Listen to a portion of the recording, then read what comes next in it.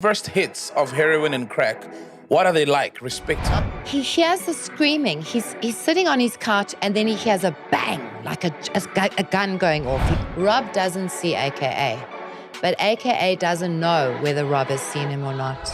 You think, or is this from research? Well, I mean, Like, what do you want me to say? Someone told me this. Genius. I mean, all of his work is genius, but I also hear the scream of Anele Tembe while I listen to it. When she used drugs, I think she probably lost the plot. So use drugs? Because I think it would be very unfair to write about AKA based on what you're seeing in the media. Like, there was always stories, AKA coke, recreational use. You know, what is recreational use? You can't sleep at 4 a.m. You're so busy like schnaffing and trying to get more that is before the birds are singing, you're still like busy with your stuff. I hope I don't die because of this story. I mean, I really don't want to die because of this story.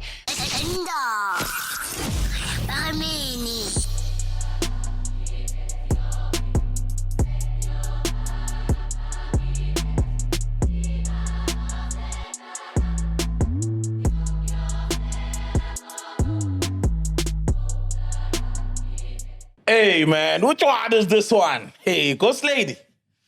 You good? I'm good. Hey, it's weird. Mrs. Ekapa, umeko yaskapa. Yo. Right? So in Cape Town, Mac is not here. He's not feeling well today, in case you're wondering.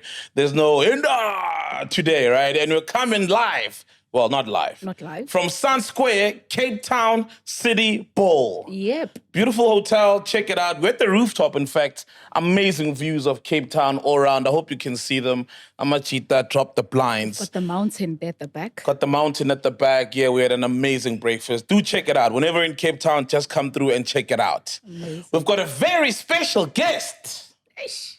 Friend of the show. She says she's the most hated woman in South Africa at the moment. Your words, right? Now, this is the renowned, award-winning journalist, Melinda Ferguson. Shut up, Mel. Hello. Yeah. I was just thinking, well, Rosemary Ndlovu, her case is over, so she probably might have got the most hated at one time. But the news at the moment, it seems like the people are hating on me. It is you. You've just released a book, but before the book you just released, I mean, you've got so many books you've wrote. You wrote 3 books about your life called Smacked, Hooked, Crashed, How Trashing a Ferrari Saved My Life. Interesting title. You wrote a book on Oscar, An Accident Waiting to Happen. You wrote a book on the Kelly Khumalo story. Now we know the tragedy over there. And right now, the book that has made you say you're the most hated woman in South Africa, When Love Kills, a tragic tale of AKA and Anele. And that's the book you're holding right there, yeah? Jeez. Yeah. So much we could say. The bomb. Yeah, and I think when I heard that there's a book, I was like, already a book. And Melinda Ferguson, I'm like, who's this Melinda Ferguson, right?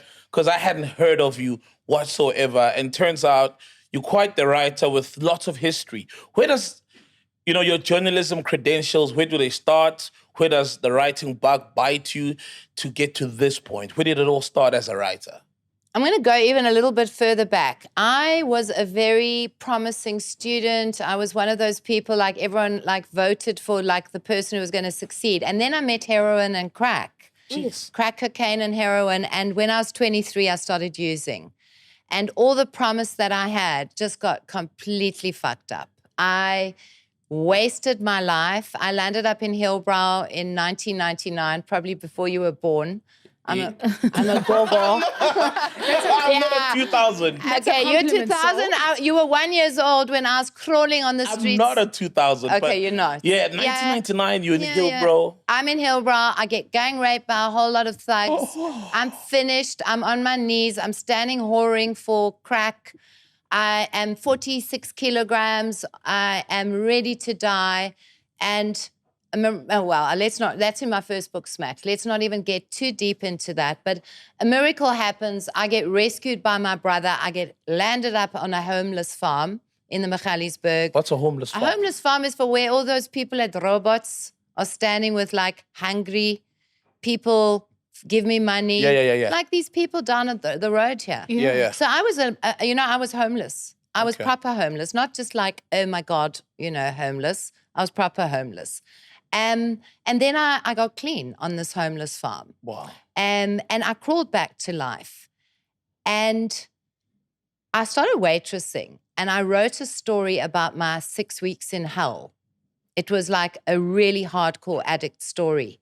And I served sushi to the deputy editor of True Love magazine. She read my story. Wow. She published it. And then they offered me a job. So I then became a journalist at True Love magazine. I became the features editor. And for 11 years, I worked in this huge Black women's magazine in South Africa. I felt like my credentials to write When Love Kills, my seeds were given to me during the time that I sat with Bonang Mateba. We did stories on Zinhle Gianni at the time. AKA was on our Sama cover. I was surrounded by stories that as a white person, I would never have been able to have accessed. But now I became part of the team of True Love. So that's my roots. Hey? Geez, I'm curious. So what came first? So, okay, clearly the writing came at a later stage where now you're writing about your struggles and your recovery. But what came first, the heroin and the crack?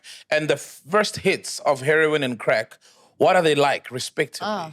Look, heroin is the most amazing drug. You take it and you go to heaven. I understand why people cannot get off because it's a very calming, everything is so gentle. You also become very addicted very quickly. Crack, on the other hand, is just cocaine on steroids. I mean, it's just like insanity. And crack is so addictive. So I became addicted to the two, chasing the dragon, the heroin, and then smoking rocks, crack, and then just becoming a complete criminal. I became a criminal. Why do you say you became a criminal? Oh, because I stole, I frauded, I lied, I cheated. I did many terrible things during my addiction. And that's why I also understand the heart of the beast, because I do believe in this book there is a beast of addiction that runs through. Yeah. People have been very cagey about AKA and drugs. There was always stories, AKA coke, recreational use. You know, what is recreational use?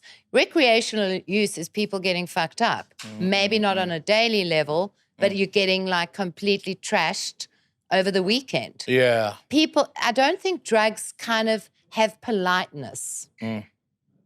They don't discriminate. So you can get completely wasted and maybe be okay on a Monday morning and you're not an addict. I was just using all the time. Geez, Is that even what you asked me? No, but I mean, you gave a very good detail of, what goes on when you are on drugs like that. And I'm just, first of all, congratulations on getting 24 sober. years clean and sober. Probably as old as you are. Wow, what a compliment. Oh, so. We're getting complimented today. I haven't had a drink. Yeah. I mean, I'm a smoker still, tobacco. Okay. I'm sorry. I have to have something. But I haven't had a drink for 24 years and I haven't used drugs for 24 years. I'm nearly 25 years clean and sober. So I've walked a journey. I think that gives me a lot of, never mind even the journalism, it gives me credibility and my own understanding of a beast called addict. But now, how do you end up it's because of drugs, but how do you survive then in Hillbrow? Because I used to stay in Hillbrow not so many years ago, right? But I think by 99, Hillbrow was already a messy area. It was a mess. Generally, you barely find white people. Only time I find, it's like really white people who are struggling or at a strip club, selling pussy, getting by. How are you surviving in that Selling pussy. You for real? I mean, in the end, I had to sell my body for my hit. I was a crack whore. I slept with my dealers. I mean, that's why nobody can say shit about me. Like, I've said it already. Like, that's the thing, is like trying in any way to bring my personality under review. Yeah. I have been very open about the hell that I put myself through as an addict. So right at the end, before I came out of that hell, I was standing on the street at 3 a.m, waiting for someone to pick me up so I could either steal from him or try and avoid sex. Because the thing is, a lot of those girls who are on the streets, we call the guys steamers, and all we want to do is steal their money. Why do you call them steamers? Like what? I don't know, that's the word, steamers. I just guess found they like it. steaming around in their cars, Mm-hmm. looking for a girl. A lot of the men in Hillbrow were also crack addicts. So there would be all that. You know, we would get a man into the room, 2 of us. We would like seduce him with a bit of like girl on girl stuff. God, I'm being very obvious here. I hope my sons are not watching. I mean, they do know their mother was a bit of a reprobate. Yeah. And then the guy would turn his back, would steal his wallet and run. So that was like one of the things. I was a very bad hooker, I have to say. I'm not like the best hooker in town. I didn't like doing it. So I wanted to just get money so I could get crack. But at what point then, where was the turning moment where you go like, I need to get right. I need to get my life clean. I need to maybe go to, like you said, a homeless farm or the shelter. When does that light switch come on? On the homeless farm, I was not wanting to stop. I wanted to jump off Ponte. That was what I was going to do. My plan was to kill myself. Yeah. Strangely enough, I mean, Anele, Tembe and the Pepper Club, it brought up a lot for me. A girl falling from a building was something that I was wanting to do. Yeah. I was proper suicidal, not just like rumored suicidal. And when my brother and sister threw me on this homeless farm, because I'd been stealing from them and lying and cheating and causing mayhem, as addicts, proper addicts, real addicts do, I just looked at my surroundings one morning and I thought, you might be fucked. Maybe you've got a problem. There was like a tiny voice that said, you're on a homeless farm because of what you've done. And I had a God moment, a moment of awakening, we call it. Moment of clarity. Clarity. And I got clean. All by yourself? No. Yeah. It was a very Christian farm, and they said the only pill here is the gospel. Gospel. So we had like the gospel. Every day I gave my life to Jesus, because like you had to give your life to Jesus to get a plate of food. So I gave my life constantly to Jesus. I got dunked in the river. I got my soul renewed. According to it was a beautiful story. And I managed to get clean without any medication and without any rehab. I got the moment where I said, it's over. And I stopped. So you never relapsed? Never. Beautiful. Never. Now, You know, when you properly surrender, you don't go back. Like you say, it is over. So were you ever on drugs while you were I was pregnant? pregnant twice. Yeah. I was, like my book, Smacked, tells a very shocking story of a woman giving birth at, it used to be called the Coronationville Hotel, Hospital. Hospital, what's it called? The Helen Joseph now. Yes. okay. I was completely on drugs with my first son. I was withdrawing from heroin when I gave birth. It was one of the worst. It's one of the worst things that could ever happen to any human being, is to try and give birth while you're withdrawing from drugs. Yeah, it was hectic. I couldn't stop. I was so addicted. But now it sounds like you had long been on drugs even when you fell pregnant. Yeah. How does it happen? Was this in a situation where you have a man who the fathers of the kids? Who My husband was an addict as well. Oh. So if you're homeless, where is he? And He was in rehab because he came from a rich family. So his parents put him into like the best rehab in Joburg, and I was told to get lost. My mother-in-law hated me, and I don't blame her, because she was like watching her 2 grandchildren having been born into it. Like, you know, my sons are amazing today. healthy. They are not addicts. One is 20, as old as you. One is 26.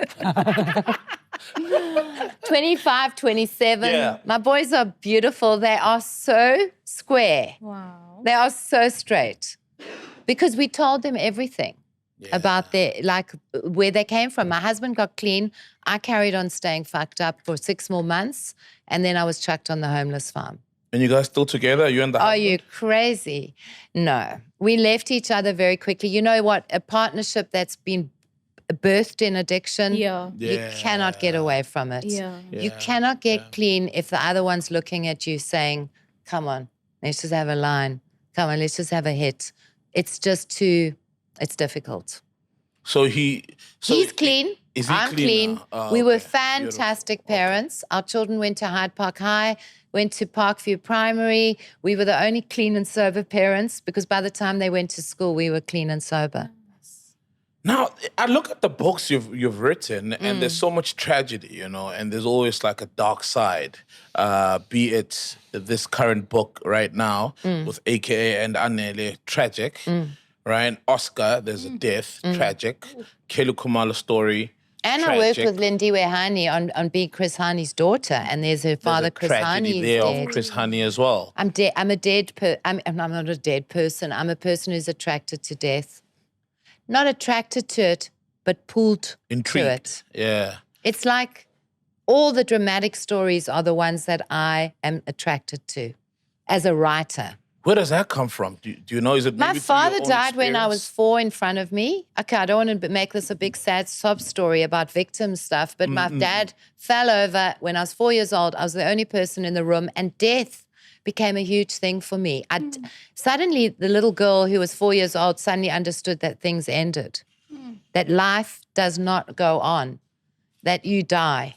And so I've become quite used to death, and I don't put any kind of sanctity, let's say, around dead people, because I think that's what's going to happen to all of us.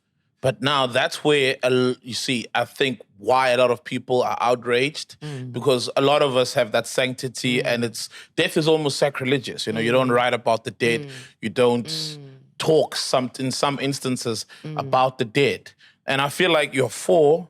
Do you think maybe, and your dad passes away right in front of you, did that create a bit of a fearlessness in you, or maybe what you've overcome in life? Because a lot of people would be scared to pick up a pen and write about, AKA and Anele, especially when we hear the names that are being brought up, that you're hearing in court. That fearlessness, where do you think it comes from?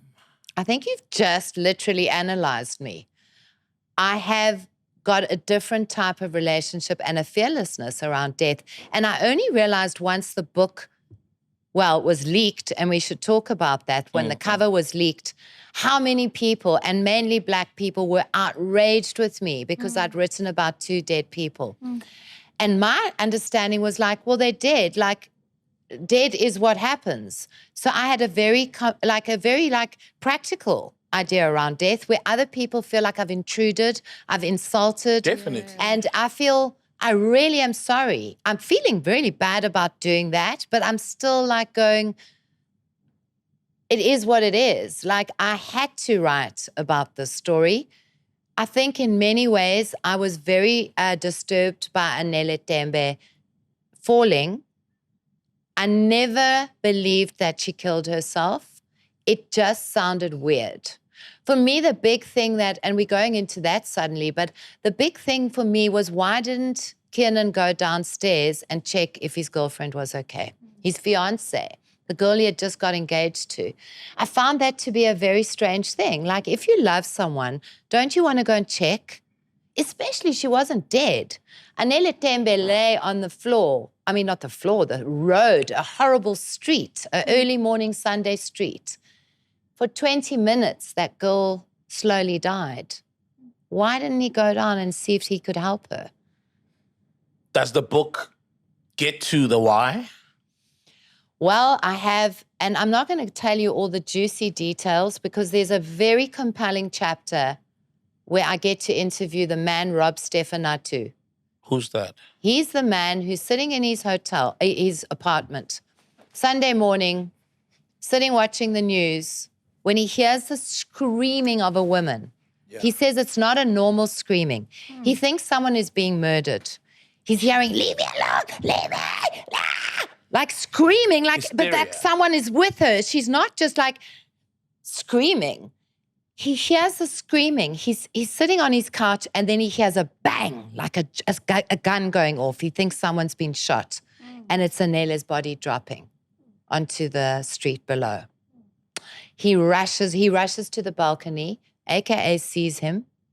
There's reports in the newspapers that AKA sees a man across the road at a balcony. Rob doesn't see AKA, but AKA doesn't know whether Rob has seen him or not. So do you understand what I'm saying here? Okay, but you had said AKA sees Rob. So Yeah. Rob is not sure whether AKA is seeing him, but he definitely sees there is a man. Rob does not see AKA. He admits to me in my interview with him, he does not see across. He just looks down, he sees a girl lying there, and he gets downstairs. How does he know, though, that AKA can see him? Because in the press later, AKA admitted Aha. to seeing a man across. Oh.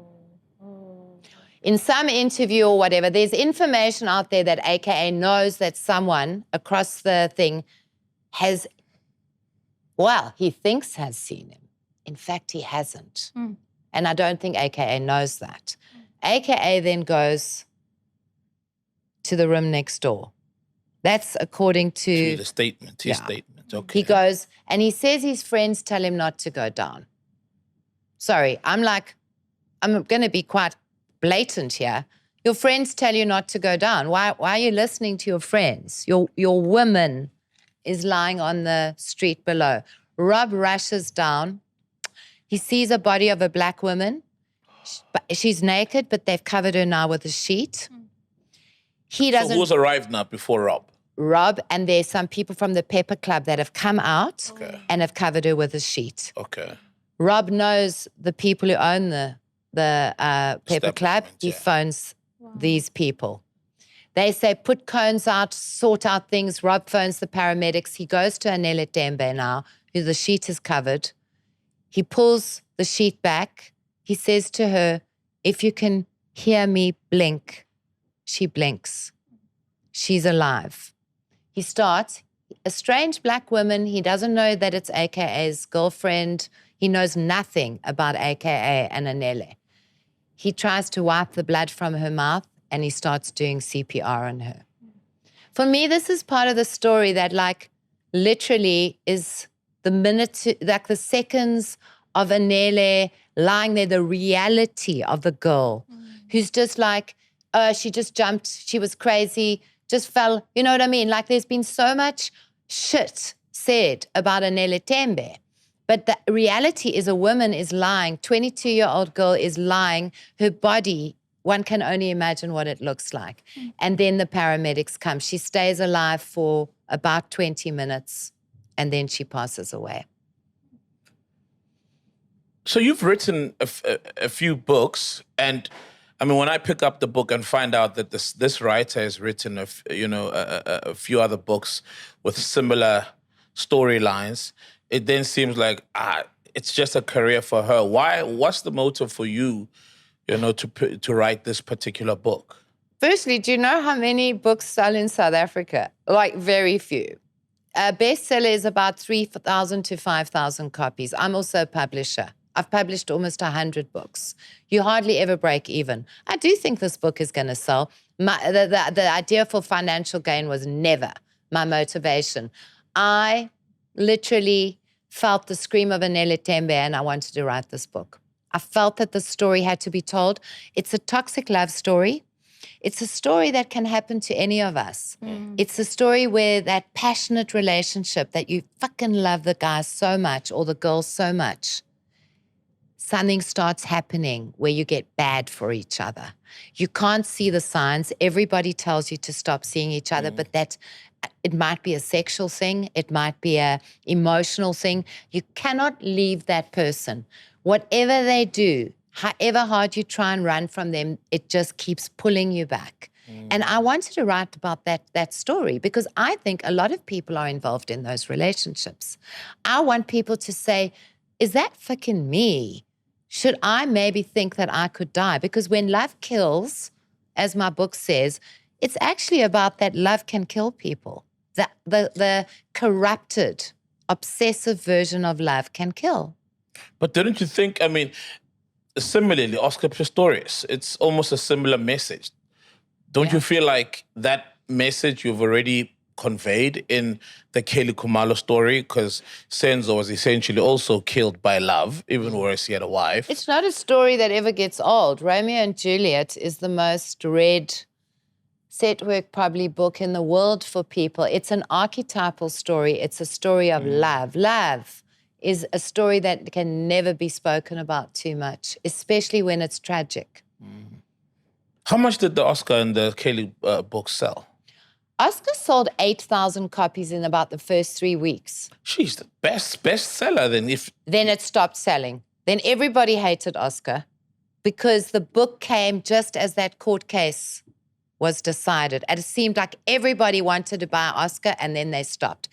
Kelly didn't sell that much. Hey? It was the early days of Kelly Khumalo. I'd say maybe 3,000 or 4,000 copies. It was okay. But listen, you got how many millions of people in this country? We're talking about like a drop in the ocean of people that are buying books. So I think people have a very skewed version of what the publishing industry. People were accusing me of making millions. I kept millions of randella. I love that. That was being said to me. Like, I was like, where? Where's the... And then I was also accused of taking money, brown envelopes from, obviously, I think they were intimating the Tembes. No one commissioned this book. I wrote it. I wrote it in about 3 or 4 months in a tunnel of, can I say the word passion? Obsession, rather. I got obsessed. I watched every single AKA interview. I read every tweet. Social media is a big character in this book. It's like a beast that lurks behind.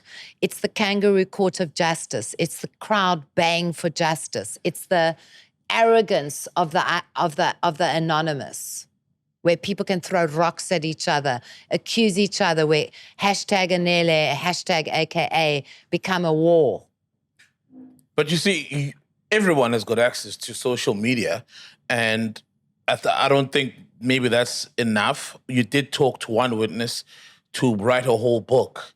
Any other avenues you took in the form of research? Yeah. Regarding, because it also involves very sensitive details. So what did your research look like? Well, I mean, I sat down with Moses Tembe. For real? Why'd you look so shocked? Because he's distancing himself, though, from the book, and that makes you look like a liar. Yeah, and that's something that really surprised me. I was a little taken aback, but it was his spokesperson who released the statement, and it said he did not commission and contribute. For me, he should have just left it at commission. So he definitely didn't say, come, write a book. No, he didn't. And he doesn't have any editorial. I don't want to talk too much about Moses. I think Moses is in the book. I think people must read the book. But I asked him and I sat with him a number of times to talk. You know what? Anele Tembe was very hard to write about because she was young. She had no interviews. Yes. She had no voice. Yes. Now, for me, that was one of the tragic things. AKA was performing all his life. Yeah. He was the most he tweeted himself. He loved himself. He had so much to say. AKA sat down with Dembekile. I could get a lot out of that interview. That interview for me is a very key part of the book where it's almost like an informal court case. It's the only time you really hear AKA saying what happened, with Dembekile asking him, but then I do the analysis as the writer, questioning certain things, going and saying, but why is he saying that? Why is he doing that? Why is he avoiding that? So I try and have the third eye in that interview. What are we talking about now? We're still talking about how you went, your research and how you went about it, the different ways. I spoke to some of Kiernan's people. When I said people accused me of lying on social media because they assume that I say people is parents. I know Lynn Forbes. Oh. I do know Lynn Forbes. They brought out a very, I thought, aggressive statement against me, saying that they completely distanced themselves from the book, that I'm opportunistic and something else. And I mean, that's their prerogative to say that about me. What I can say about me and Lynn is we know each other. There was a project at one time that we were involved with. There's each a picture other. of both of you. Oh. Yeah. Where? On Instagram. Yeah, an Insta post. Yes, there is Whose an Instagram? Instagram. My Instagram. Yeah. Yeah, there was a time we sat on a couch. I think that picture, I think it's of that, where we are very cuddled up together. And I think, I don't know what I say on it. It's something about something exciting is cooking.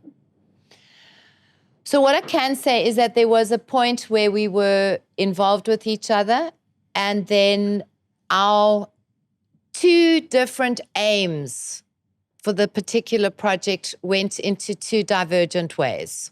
Was the project a book now or it's something else? Look, it's not actually a secret because that book was sold into the stores in South Africa. It was pre-sold. It was supposed to be at certain festivals. There was a book at one time. What was the book about? I can't talk about it. I actually can't. So it never materialized? It didn't materialize. Okay. A cancellation of agreement was sent, and mutually, Lynn and the publishing company came to mutual understanding that this book was not going to happen. And it never happened? No.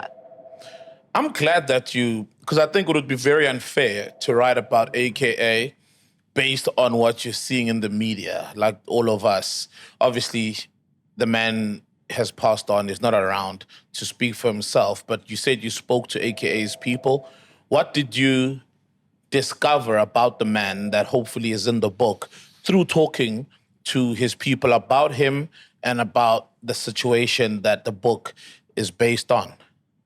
I think I got a very clear idea that AKA, from the time he was 4 years old, was performing. I don't know if we ever saw the real AKA. His whole life was a performance. Even in some way, I don't say his death was a performance brought by him, but he died in in the same kind of way as Notorious Big. He dies in a hail of bullets. He's horrified in even his death. It's also a dramatic thing. I think AKA was encouraged as a little boy to perform, and he found his love and acceptance in being bigger, a super mega. The super mega character of being almost bigger than himself. And I found that there were people who were saying that he wasn't a nice person, that he wasn't this nice guy, that there were other incidents of abuse, that the toxic stuff that happened with Anele wasn't just around her. I don't go too deeply in the book about that because I was trying to be quite respectful to Lynn Forbes. I think I've treated him incredibly respectfully in this book. It is tragic that he's dead. He was, I think, one of the best, if not, MCs, hip-hop producers, hip-hop artists in our country, and his loss is a huge loss for our country. But his personal life was not interrogated enough by us as the public because, like Oscar Pistorius, he was like the golden boy. Oscar was the golden boy of athletics. Lynn was the golden boy of hip-hop. And the toxic masculinity that exists in hip-hop and the toxic masculinity that exists in athletics gives people the, the permission to be as toxic as they want, and everybody claps. But as fans, should we look deep into people who are in the public? Or should we just not just take what they are offering us? If someone is an actor, should I not take their characters that they're acting out? Is it our responsibility to see if are they a whole person internally or behind It's been the biggest, it's the biggest question. I mean, Picasso apparently was a complete dog. He was a women abuser, apparently. He was a real shit. But his art is amazing. So does your creative genius give you the license to be abusive, a murderer, a pig? I don't think it does. Or if I think you can appreciate the art, I still like Picasso. And to be honest, I still listen to Victory Lap. I love it. I think it's a great song. I mean, all of Mass Country's genius. I mean, all of his work is genius. But I also hear the scream of Anele Tembe while I listen to it. So I think it's good to be able to be realistic. There's something called celebrity obsession disorder, It's actually a thing. In this country, if you say something about, say, AKA, his fans take it so personally, it's as though you are hurting his own brother, the fan's own brother. People need to wake up.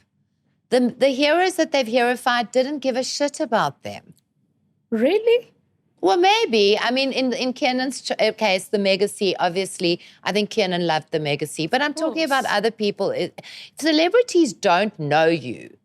You know what I mean? Like, people think celebrities know them. And that they're so close to their celebrity that they actually literally believe that the celebrity cares about them.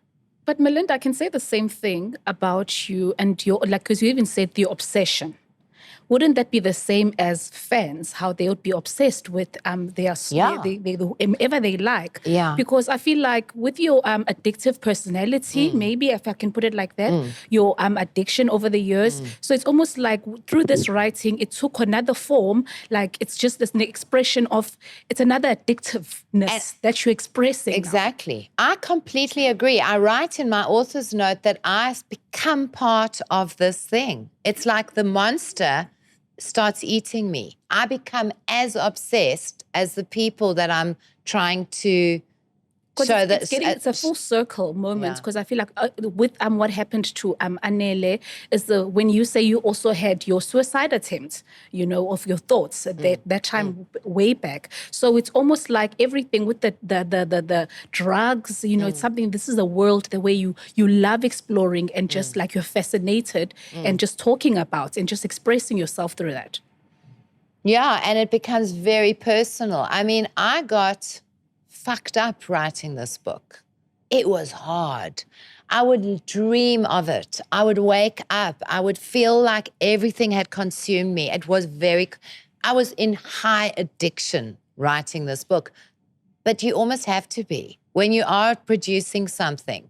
The same way as probably Kiernan became very, like, he was obsessed with making his music. He would spend hours and hours. He was like proper genius in terms of that. I think that if you want to deliver something that is coming from a place of like obsession, you have to just like let it be. 15 hours, write. Anele's father, Obab Tembe, hasn't really spoken much in public. There was an interview, I think, on SABC, no? Last week. Yeah, with Griselda. Yes, with Griselda. Yeah. You got to speak to him, and you said you're not going to speak about him. I get it, but I'm like, what did you say you were writing when you spoke to him? Because it sounds like he doesn't know you were writing a book. No, he Maybe knows. just thought it's another journalist for an article on a page in a Sunday paper. What do you say when you pick up the phone or when you meet him or propose that you want to I said I'm writing a book about AKA and Anele. And I think maybe there was a possibility that he thought maybe I was just trying to get context. But I didn't feel that from him. I personally thought he knew that I was right. I mean, he did know. And I had a recorder in the room, and that was what happened. But the families, they've distanced themselves. Does that mean they both didn't get to see the book? Oh, no, they just didn't seeing get it to as see the book. We see the book. I did say, I mean, you don't have to. That's the other thing, is that a journalist, every time people wrote about the AKA and Anele thing, like AKA killed Anele, remember all those headlines, inside the toxic relationship, and that Sunday World, all the videos. Did they phone the parents and say, can we publish this story? You don't have to. I think people actually need to understand this. Journalists don't have to get permission. You don't have to. This is not a celebrity memoir. It's not an authorized biography. It's a story about a toxic love relationship that goes terribly wrong with two people landing up dead. And I, as the journalist, decided to do my own investigation on it. Do you understand? I didn't need to get permission. Because in the public domain, as well, AKA as a celebrity. And it's huge public interest, the story. It's the most searched and read story since Oscar's trial. When Kiernan died, when Anele died, it was huge. And the public interest around the court cases, the inquest, give me as a journalist every right to write about the But story. people would say there's a big difference between an article and a book. I know, and I'm interested in why. Why do you think it is? Because I want to know why. Well, I guess in this instance, you tell a story of people who have passed on, they can't speak for themselves. But and in an that's why. article, the same. But in such detail, and then especially when then you're not going to get the support of the families, that becomes also something that I think the support of the families, I mean, I didn't foresee the book cover being leaked by somebody. I felt I find it funny that the book even leaked on the death anniversary. I know. I mean, it's not funny. It's terrible. And I didn't leak it. It went out. Somebody found it. And I felt like I was ambushed. I felt like the Forbes had a statement and that was released quite soon after that happened. No one had read the book. Not one word. It was the most hated book in South Africa last week without one person reading a word. It was insane. So no one knew what was in the book, but it was almost like, let's prepare quickly. It's not like we don't want to have anything to do with this book. But also, when I think on the book, there's a part where I saw where you kind of like just shared where that AKA obviously benefited from, because obviously he didn't speak Vernac and wasn't his music wasn't Vernac. So, but he benefited from collaborating with other Black artists, and so it almost said it kind of like as if he was exploiting in his growth.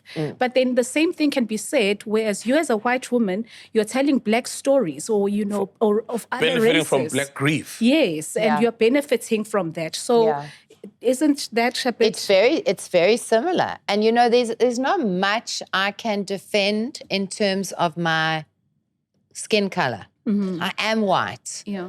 There are times that I wish I wasn't. I hate white people sometimes. They are like hectic. White people have done some real shit in this country and continue to do so. Oh, of course. But it is me. Like, I can't change that. Yeah. Someone had to write this book, I thought, and I was the one who did it.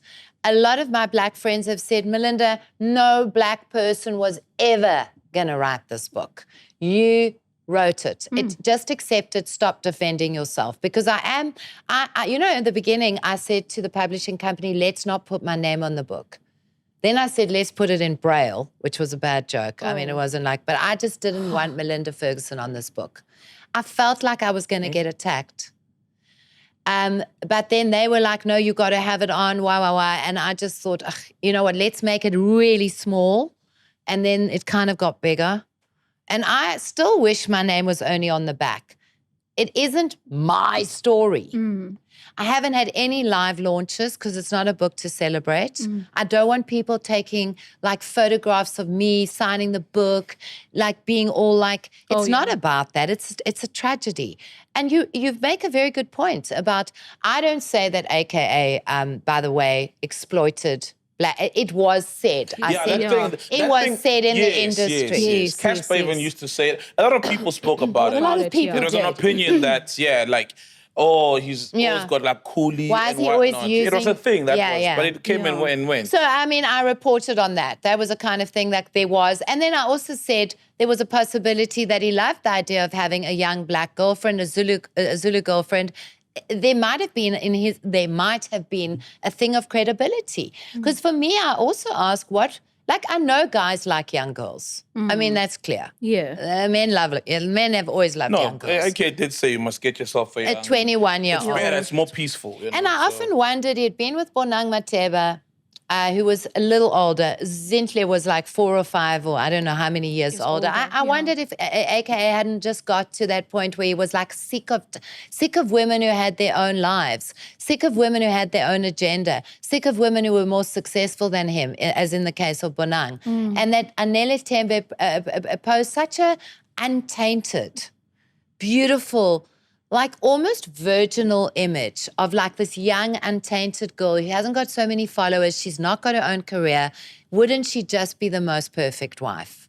Or maybe he just really liked her and it so happened that she was not famous, etc. And speaking of Anele, right, who was she? Because you did say that one of the reasons you wrote the book was because of she didn't have a voice. We didn't really know much about her. Sadly, the narrative of who she was and that family has said it's not true that she had a mental health problem and she was suicidal. But from what you uncovered, and I'm assuming you went through the same channels as you did with AKA, talking to Anele's people and not just going by stuff in the media. Who was she? I think she was a very bright young woman. Very bright. I think she was very emotional. I think she was someone who was sharp. I think she had a lot of... I have a chapter in the book where I kind of talk about Oscar, AKA, I talk about Riva, and I talk about Anele. And one of the things that really struck me about Anele was that she was very feisty. I do think she was young. I think she was privileged. I think that when she used drugs, I think she probably lost the plot. I think like anyone, I lost the plot. I nearly killed people when I was on drugs. I mean, So she used drugs? Huh. What? You said when she used drugs. I don't have any evidence, but at Anele's memorial, Moses Tembe's spokesperson, who read the letter, spoke about drugs very clearly, spoke about the problem with alcohol and drugs in this country and young people. I think there was a lot of suspicion that the two of them had been using and that they used during the relationship. Moses says in the book, why were they having fights at 3 and 4 in the morning? Why most normal people have fights at around 10 and 1? Okay, I don't know about 10 and 1, but 10 o'clock, 1 o'clock in the afternoon, many of their fights were happening at 4 in the morning. I am an ex-cokehead, a crackhead.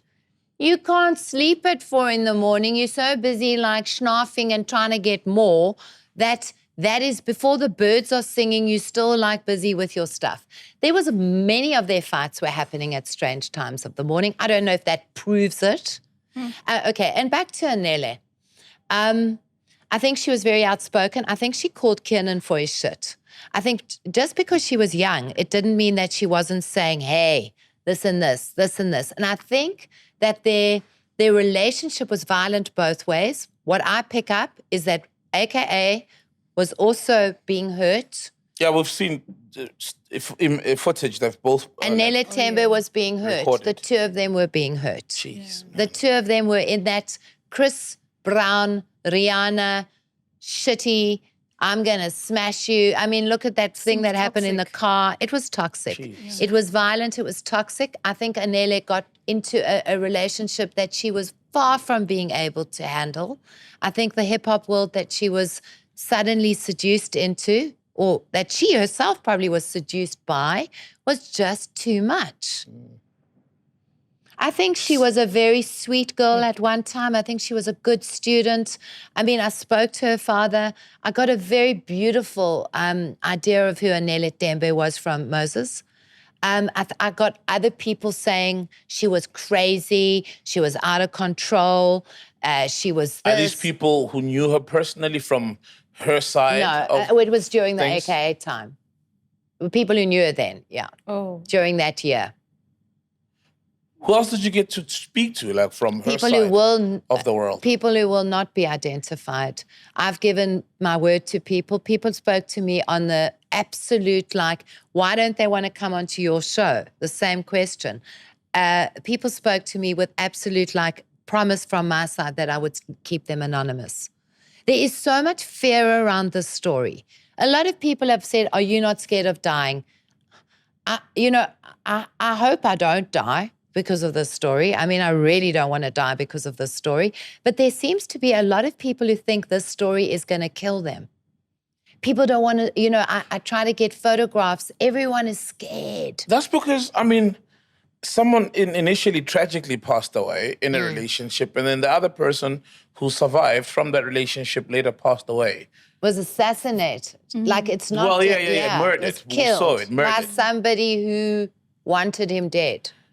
Now, you did say when we started the conversation that you don't believe she jumped. I don't.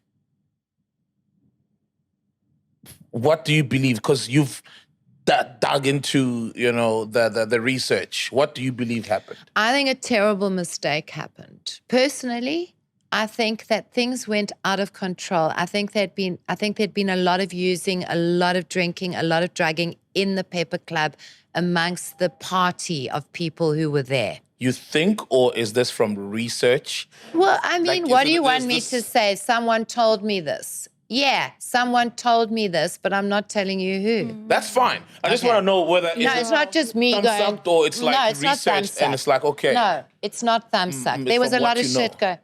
There was a lot of stuff going down in the Pepper Club that night. I think the two of them were fighting a lot. I think that things got out of control. I know that her engagement ring was thrown back at Kiernan. It says so. Even he said that. She threw the engagement ring at him I think she broke up with him. that night. She broke up with him many times, but maybe there was something about that night. I wasn't in the room. So you got to remember, none of us were, and they're both dead. We can only go, maybe this happened. So I don't know. No one else saw. You can't say to me, do you have proof of what happened in the room? No, you can't have proof, but No. like, you're saying it from what you've learned. I think it's possible she broke up with him. I also think that Anele had been filming things between them. He had been filming things about her. You see my worst video is the one where he's talking and he's going, someone's under the influence, and he sounds under the influence. And that room is trashed. You've got all that glass and the mirrors, and you can see people have been using. First thing I see on that video, people are using. Yeah, you would know. 'Cause I would of your know. history. That's a complete drug trashed up, alcohol, complete trashed up room. Look at all of this. All of this. Look at all of this. Look at all of this. We got somebody here under the influence. Tried to jump off the balcony. My eardrums are ringing. I think I burst my eardrum. I have a witness that witnessed that I did not fight back. And there is no fighting back from my side. This is how it looks. So when we go to court, this is what I want people to see. She's sitting, rocking herself, going, I want my mother, I want my mother. Oh, man. It breaks my heart, that one. And he's just talking very dispassionately, filming her. Someone, like when I show them or whatever he says, someone's messed up the room, someone's under the influence. He says it himself, someone's under the influence. Oh, man. Those terrible, the door video is... There are only screenshots in the public, but I've seen that door video, and it's hectic. And then 2 years later, right, he passes away, or a couple of years later. What do you think happened there? Who do you think is responsible for AK's death? Well, there's a court case, darling, and I don't think I'm like going to be putting my head on the block for anything else. But in the book, I speak about people who might have. Obviously, on social media, the biggest suspect was Moses. I mean, that's what it all went. I don't think he did it, but I do think a lot of people had just went completely mad and said it was revenge. I believe that somewhere along the line, AKA was killed because of what happened to Anele. I don't think that they are separate, but I don't know who called for this. Then there was other stuff. So I personally think it looks like it's got to do with that. I don't have proof. There were other people AKA pissed off in his life. Let's be honest. Do you know of anyone who he upset? I'm sure you do. No, I mean, I just know about former business partners. Yeah. I mean, business didn't work out. Business they went didn't their work separate out. ways. But I wouldn't now sit here and say, No. he's a suspect. Yeah. No. There are people that are business partners. There are people that are upset. Would they be as upset to want to have a hit on him? Who knows? There was another interesting story which kind of would almost make a brilliant movie, that women, like a GBV very extreme group, got money together to pay Nkabi Women! to take not only AKA out, but Tibbs as well, because he was also like under suspicion in the Me Too movement. That's the story. Nah, but you see, know. I think that story doesn't make That's a bit sense. of And I'll tell you why, especially when you added tips, because they met there coincidentally. They didn't even take the same flight to Durban. They've been friends before. He used I to don't manage think he was AKA. killed on purpose. And no. they found out that, oh, he's next door. Oh, hey, bro, what's up? What's going on, right? And then, when do women from NGOs have 803,000 rand to pay anyone? Yeah. That's for me the biggest hold thing. on, but we don't know that money was for the like. Oh, well, that's what there is allegation. There's- There's the money, there was a allegations flow of that, money. it might have just been for 800K, consulting. Yeah. Yeah. There was a flow of money. No, I GBV don't group. believe I know the that. GBV group. That's extreme. It is extreme. I think that it's a kind of almost like a desire. There are a lot of women that are very angry about Anele Tembe's death. A lot of people, generally, even Yeah. men, just people. yeah. It's sad, man. You know, it's a sad What- story. What worried me, and it's almost only now with my book, it seems like I don't think my book is like going to open this whole conversation, but on some level it is. The book is starting to make people again speak about Anele. I want people to speak about Kiernan and Anele as a tragedy. I don't have any agenda in trying to make AKA look terrible in this book. Okay. I think that one needs to just look at this as a love story that went terribly wrong. And that it could happen to your son, your daughter, or me and you. Exactly. Probably me less so because I'm getting into the go-go stage now. People have been saying that and I've been like, really? You know, if I'm trying to buy this book and then I'm watching a podcast, this one, and you opened up by saying you don't believe that you don't believe that Anele jumped.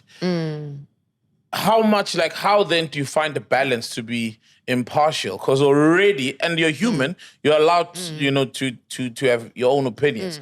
Already you come into the writing of the book saying, I don't think this lady jumped. I don't. I think the evidence is going to... Look, the inquest keeps getting delayed. Yes. The inquest keeps getting delayed and it's not getting delayed by the Tembes.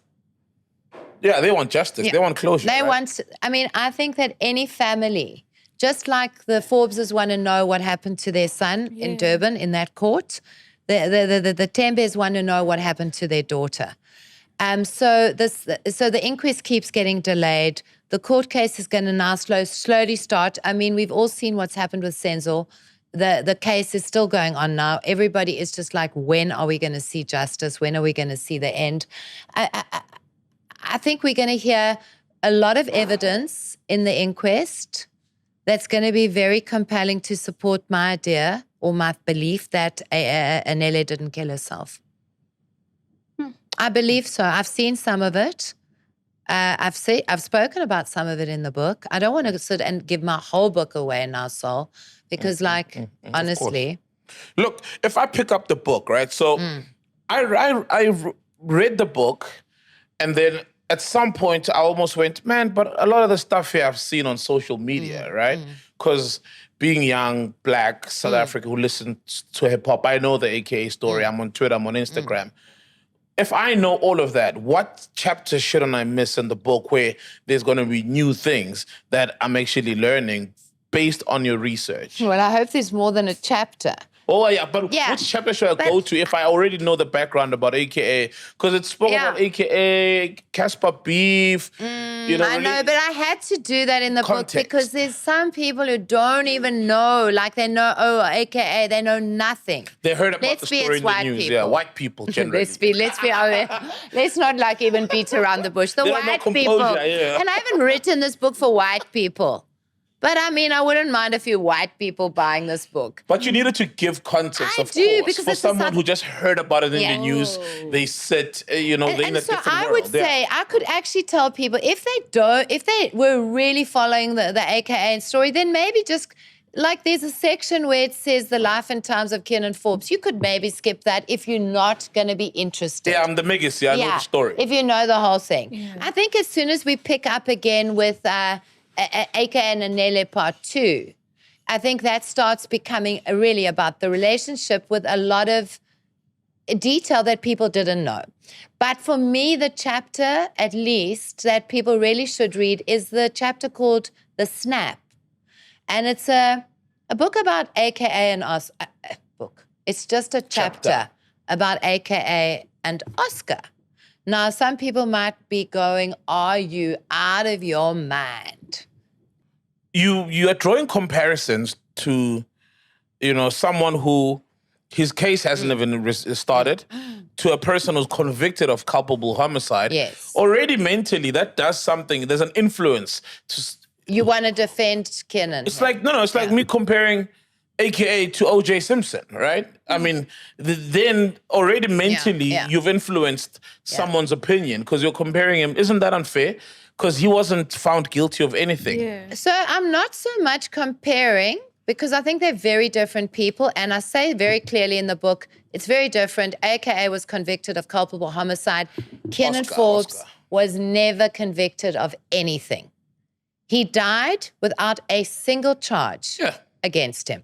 So it's not that. I'm not comparing that.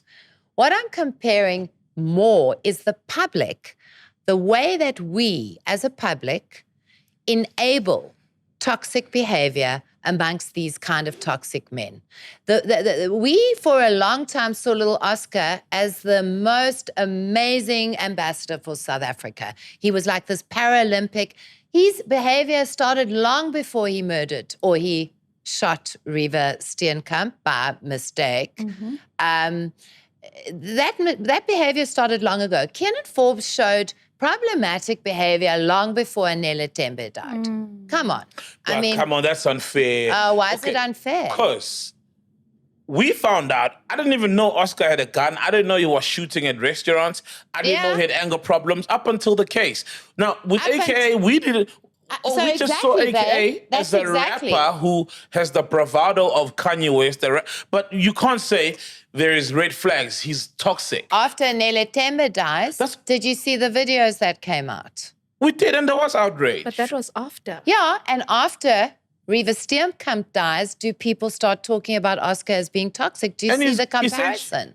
It's the same. Okay. We only started, when we heard it, I was sitting at True Love magazine the morning, Valentine's Day. Yeah. Oscar's girlfriend, Reeva's dead. I was like, oh my God. Like, I thought someone else had shot her. Like, I, for an hour, did not believe Oscar, our hero, had killed her. Then all the stories started coming. When Anele died, everyone, you guys, I watched your MacG podcast. Oh, yeah? You were sitting there.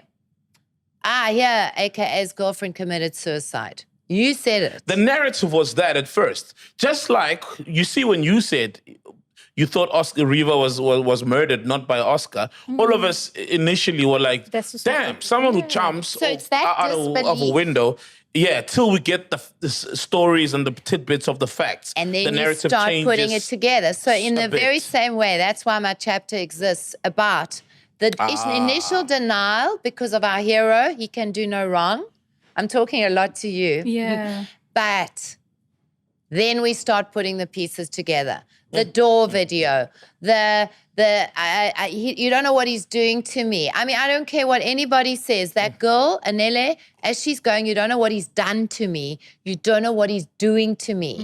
For me, it's telling you that something shit is going down. Yeah. So there were other stories that started coming out. And then then you start wondering, did she kill herself? Or in a moment of absolute, like, unbridled rage, anger, chemically induced, I believe, did a mistake happen? And did she get thrown? Do you think your books will stand the test of time? So, because obviously you say that you use a lot of social media and obviously with even the Kelly Khumalo story, whether it's the Oscar as well, and the same with this current book. Over the years, like you see now with the case, for instance, with Senzo Meyer, it's still unfolding, you know? So all of these things happening, even now with the whole, like you're speaking, maybe after the court case, after there's the verdict and all, then maybe, do you feel like, do you believe in your book or the facts that you have in the book so much that even after everything will still stand as I think if justice, if we see justice, this book will be very accurate. if for some reason there isn't justice, and this is possible that it might not happen, because remember the NPA didn't want to prosecute, or they didn't see any reason to. Yeah. Now, it's weird. an inquest. The NPA is, for me, on their back foot. Like, are they able to say they might have been wrong? This is interesting because maybe they can't for some reason. I think my book will reflect an accuracy. Will it stand the test of time? I think there will be other things that will happen. This will be a story where there's still revelation. Like, I couldn't do the court case. I couldn't do the inquest. Yeah. But I'm thinking of another book. I mean, after all Around of this this story. Yeah. I mean, I think this is like, Better Call Saul to Breaking Bad. Okay. Yeah, they always call me. Like, the show. it's the I've seen the show. prequel to Breaking Bad. Yes. Yeah. This book is the prequel to the other story that is unfolding, because I cannot do the court case. I felt like the book needed to be done. Like a prequel to Breaking Bad, this is the prequel. And when everything is revealed, I've got a lot of information that I couldn't put in this book because of the time where we're in with this. But you've expressed See that now. you feel unsafe, or maybe your safety, or you're paranoid currently. Why continue now that you're mentioning that you'd want to crazy. write another You book? see, Why? as soon as I start now thinking, hang on, there's more. I've always been like that. You should have seen me. I mean, as an addict, I ran into the guns. I ran into fire. I'm one of those people. I probably am an adrenaline junkie on some level. Would you say it's like a fix for you? Yeah. These difficult stories with a sense of danger around. Yeah, I do. I mean, I just think that someone's got to do it. Someone's got to do it. Is your addiction taking another direction, as I said? Yeah.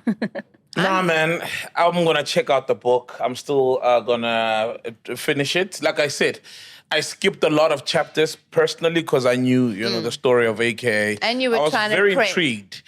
And I was trying to prep. You were Got skipping me. chapters not because they were badly written. No, No. beautifully written. You can tell you're a seasoned writer. Ghost Lady, anything else? There's a question I wanted to ask you.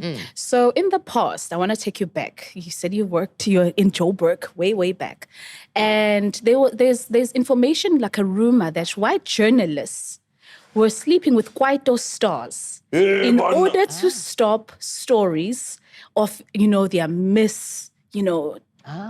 behavior. Is that true? I never heard about that. So white journalists were sleeping With Kwaito Kwaito stars. stars were sleeping with journalists so that they don't write about them. Early 2000s. I was never approached, and I'm a bit upset Oh. because I was never approached. But, I mean, it could have happened. So you have no stories. You had never no encounters with any Kwaito. And there were many Kwaito guys. who Jeez, lived man, around I wasn't Hillbrow even back hit then. on. Why? Nothing.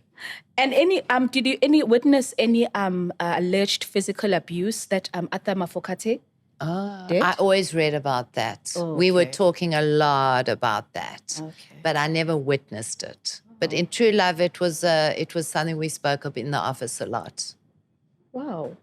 Hey, what do you know that we don't know? No, it's Ghostly? from those, like from since you were in that kind I of was. space. Yeah. Like there's always stories from the past about There those, was a and lot of obviously- stories. You can imagine like 11 black women and me in the True Love office. Because for a long time I was the only white woman there. And that was just, it was great. I loved that because I just lost my kind of whiteness. It was nice to lose my whiteness for a while.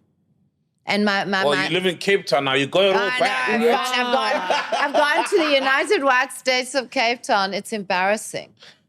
Do you get any death threats, man? Because like, They're making a lot about death threats. I got tagged to the Kaaba.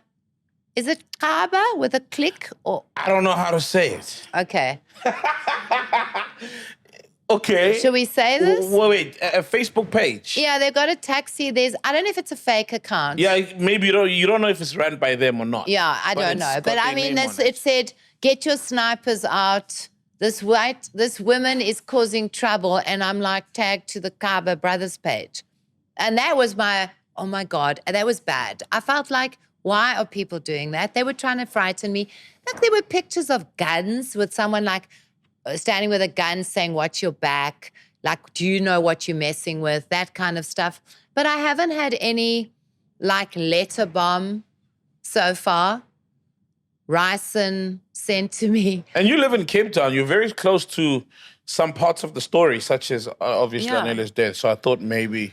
I've been invited to Durban, but I'm getting a bit worried. Like everyone who invites me now, I'm like, what do you want? Someone invited me to Mpumalanga to go with the premiere for this GBV event. And my thoughts are like, what do you want? So I'm a bit paranoid at the moment. Now, stay safe. Good luck. And thank you for like meeting up with us, Very interesting conversation. What can we expect? There's another book you said you're gonna drop, but anything else? Yeah, I'm publishing. I'm a publisher, so I'm publishing a book called The Sizzlers, The Hate Crime That Tore Sea Point Apart.